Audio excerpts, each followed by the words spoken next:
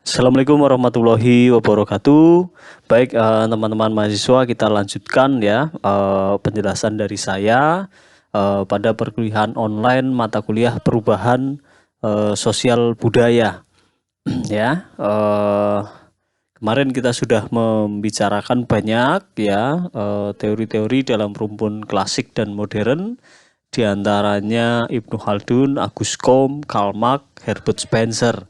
Nah, ini kita bahas yang kelima ya, pendapat dari Emil Durkheim tentang perubahan sosial budaya. Ya, kita langsung saja ke slide Emil Durkheim. Nah, ini dia saudara. Jadi asumsi-asumsi dasar Emil Durkheim ya di dalam dia menganalisis masyarakat ya, dia mengambil dua konsep kunci, yaitu solidaritas sosial dan juga evolusi sosial. Ya, pendapat ini samalah ya dengan yang disampaikan oleh pendahulunya Ibnu Khaldun dan Auguste Comte. Ya, terkait dengan solidaritas sosial nanti kita akan melihat lebih jauh ya apa dampaknya dari solidaritas sosial ini terhadap perkembangan masyarakat.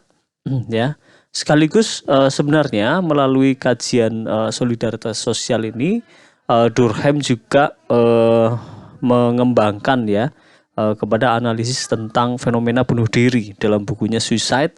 Ya, dia melihat ada 4 kategori bunuh diri yang didasarkan pada konsep solidaritas sosial.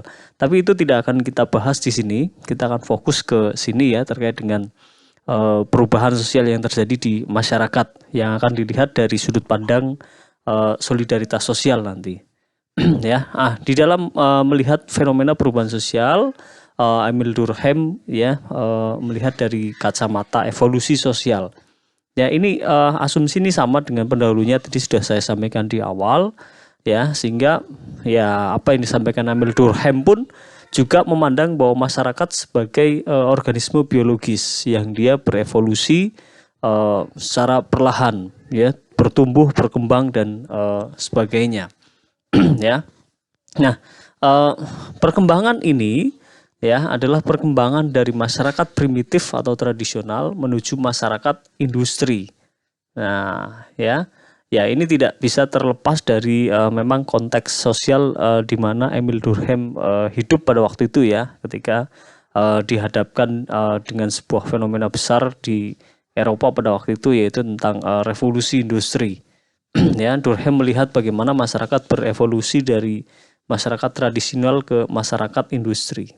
Ya, tuan-tuan tanah yang sebelumnya kemudian berubah menjadi para kaum borjuis.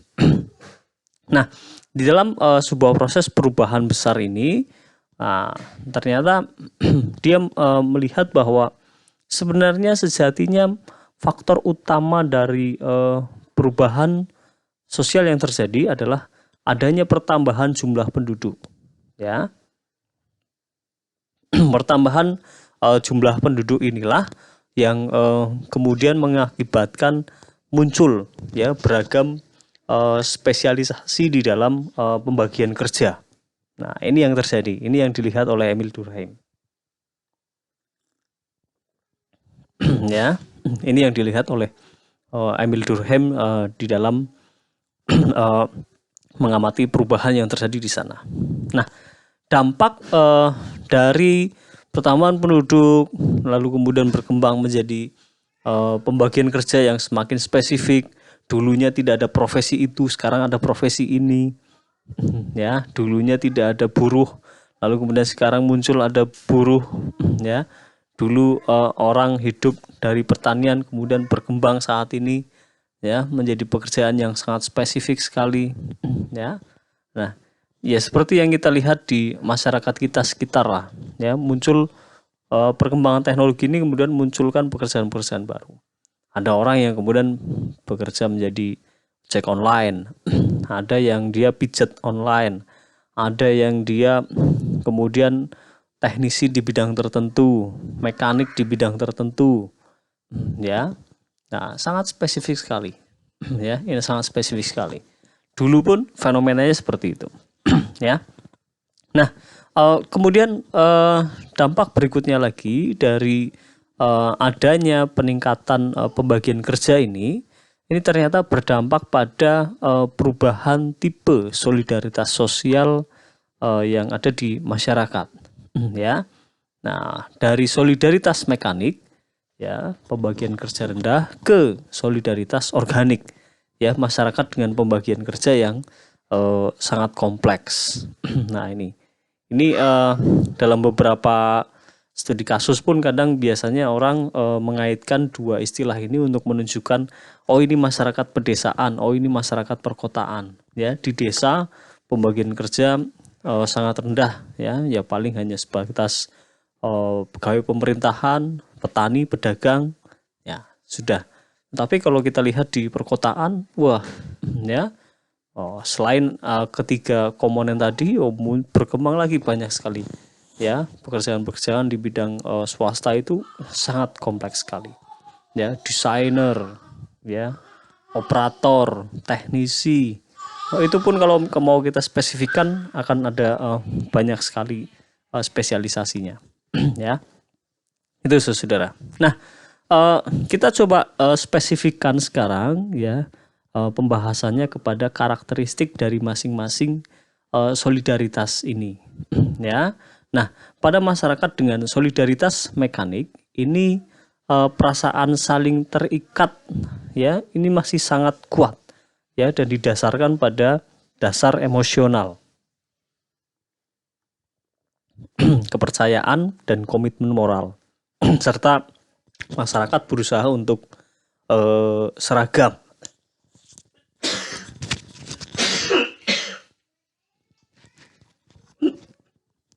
Ya, silakan dicatat. Ya. Nah,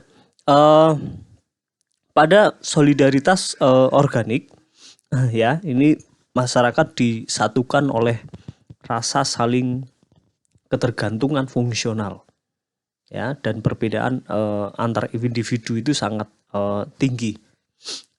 Ya. Nah, inilah bedanya. Ya, pada solidaritas mekanik, wah, ini ikatan emosional yang didasarkan kepercayaan, wah, ini masih sangat tinggi, ya, berbeda dengan pada solidaritas organik, ya, saling ketergantungan fungsional, ya, profesi ini tergantung dari profesi itu tergantung dari profesi ini. Ya, orang jualan online, wah, sangat tergantung sekali dengan jasa pengiriman, ya, jasa pengiriman, kemudian tergantung lagi oleh pembeli, ya, pembeli tergantung oleh pekerjaan yang kemudian dia miliki, ya, sehingga memiliki daya beli dan macam-macam, ya. Ini ada banyak keterkaitan di sini, ya, saling ketergantungan. Nah, interaksi di antara mereka ya didasarkan pada persoalan-persoalan pekerjaan yang semacam itu, ya, berbeda pada solidaritas mekanik. Ya. Nah, berikutnya pada karakteristik yang kedua, ya, masyarakat dengan solidaritas mekanik ini memiliki kesadaran kolektif yang kuat dan juga berusaha mempertahankan kesamaan, conformity, ya. Ini biasanya pada masyarakat pedesaan karakteristiknya masih semacam ini, ya, guyub bareng, ya, nyengkuyung bareng, wah, siapa maksudnya macam-macam. Ya, kesadaran kolektifnya masih sangat kuat, ya, saudara. Nah, berikutnya pada solidaritas organik ini, wah, sangat menghargai otonomi individu, ya, dalam menjalankan fungsi-fungsi yang berbeda. Nah, ini jadi apa ya, individualitasnya juga sudah sangat tinggi, ya, dan itu sangat dihargai. Maka dalam beberapa karakteristik masyarakat perkotaan itu tadi, ya, apa namanya, biasanya muncul banyak juga kepakaran tertentu. Wah, orang yang sangat pakar di bidang ini, sangat pakar di bidang itu. Wah, ini biasanya gejala-gejala yang muncul di masyarakat perkotaan. Ya. Nah, berikutnya saudara ya, ini karakteristik yang ketiga ya. Pada solidaritas mekanik ini memiliki nilai dan norma yang masih bersifat umum dan abstrak. Nah, ini karena biasanya memang aturan-aturan yang ada di dalam masyarakat yang karakteristik begini, mekanik ini, ya biasanya masih hanya sebatas aturan-aturan ya dalam wujud tradisi lisan begitu ya, berupa pantangan-pantangan yang yaitu diwariskan secara turun-temurun melalui budaya lisan, tradisi lisan. Ya, dimana hukumnya ini bersifat represif. Ya, nah represif dalam artian di sini ya, hukum itu sebisa mungkin diberikan ya kepada pelaku, kepada orang yang melanggar norma-norma hukum itu, agar kejadian itu tidak diulangi lagi. Ya, represif. Ya, represif agar tidak diulangi lagi. Ya, jadi ada hukuman yang sangat berat di situ yang diberikan kepada masyarakat. Maka biasanya dalam hukum adat tertentu ya, orang ketika melanggar hukum adat, dia akan dikeluarkan dari desa adat, dia akan dikucilkan, dia akan istilahnya ada hukuman yang berat semacam itu. Nah, berbeda dengan pada masyarakat solidaritas organik ya, hukum ini bersifat restitutif ya, sebisa mungkin mencegah ya, hukum-hukum itu bersifat restitutif. Ya, maka dalam banyak undang-undang yang dikembangkan oleh masyarakat modern ya, itu undang-undang sudah sangat detail sekali menjelaskan perbuatan yang boleh dilakukan, perbuatan yang tidak boleh dilakukan, dan sebagainya.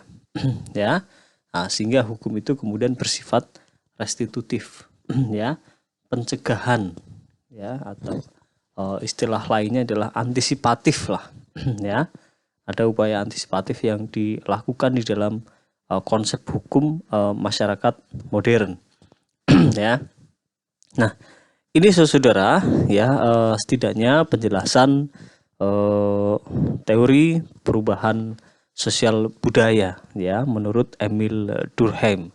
Jadi ada sebuah perubahan yang terjadi di masyarakat ya. Ini saya tekankan sekali lagi. Perubahan sosial itu kemudian terjadi diawali dari sebuah pertambahan jumlah penduduk yang kemudian itu mengakibatkan pembagian kerja yang semakin spesifik. Ya, pembagian kerja itu kemudian memunculkan dua konsep solidaritas mekanik dan juga solidaritas organik.